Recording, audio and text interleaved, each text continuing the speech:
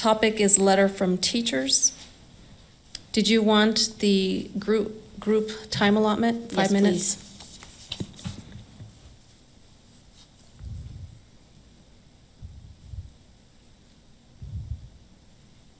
Thank you. I'm Sarah Smith from the New Mexico Freedoms Alliance. I wanted to share with you today a letter to the Public Education Department that was written on behalf of over 200 New Mexico teachers all across the state, including teachers in Las Cruces, Albuquerque, Santa Fe, Deming, and elsewhere. Teachers are concerned about the persistently low academic achievement of New Mexico students. The letter includes the top ways that school districts and the state can help ensure student success. I won't have time to read the full letter to you, but I wanted to share some of the highlights with you today. Number 1, reduce our class sizes. Many of our class sizes are too large for us to be effective. With large class sizes, we have less time to give individual attention to our students. We recommend the following class size limitations for the core academic classes. From K to 3rd grades, no more than 15 to 18 students. From 4th to 8th grades, no more than 18 to 20 students. And from 9th to 12th grades, no more than 22 to 24 students.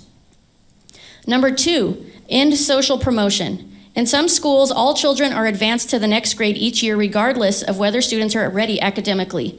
Students need high expectations, not handouts. We need to be able to hold back students who are not yet ready to move to the next grade. When we cannot do this, education for all students suffers. We have to spend so much time trying to help some students catch up that many other students are neglected. The students who are at the top of the class are largely left on their own instead of being challenged to reach their full potential. Meanwhile, the students who come into our classes already struggling fall further and further behind because they just needed an extra year to catch up. We need to compassionately give these kids the time they need to mature and be ready to learn more. Number 3, hold kids accountable for behavior problems. Behavior issues are rampant, with kids acting out in class and being violent to the point of threatening and assaulting teachers, beating up other students, throwing chairs in the classroom, etc.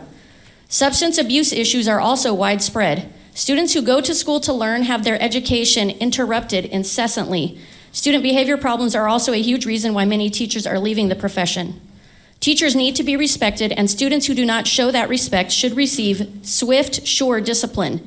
Instead, teachers' hands are tied on imposing any real consequences for these behaviors. Restorative justice practices are not enough. All teachers need to be trained and empowered in how to deal with behavior problems. And furthermore, there need to be real significant consequences for students with behavior problems. Violent students need to be expelled in order to ensure safety for the other students and the teachers. Number 4, make it easier for parents to be involved in schools. Engaged parents are one of the most valuable tools that we as educators have in ensuring the success of our students. Having parents volunteer in our classrooms helps us ensure there is enough attention and care for all the students in the class.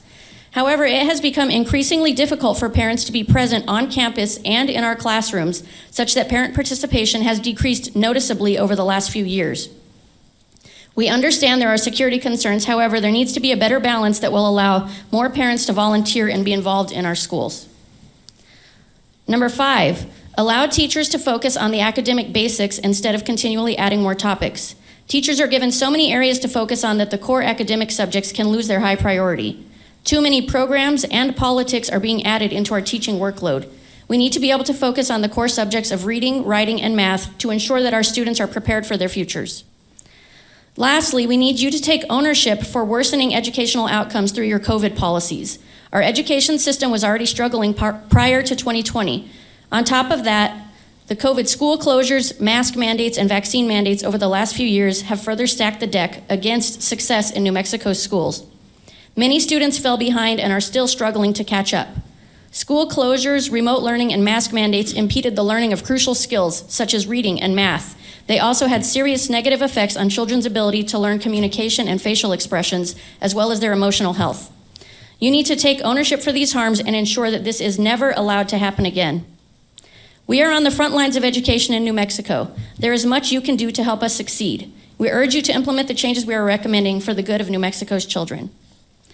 So that's a summary of some of the items that were in the letter from the over 200 teachers in New Mexico. I have emailed you the full copy because there's some other items that were on there that I didn't have time to share with you tonight. But I hope you will take this all into consideration. Thank you. Thank you.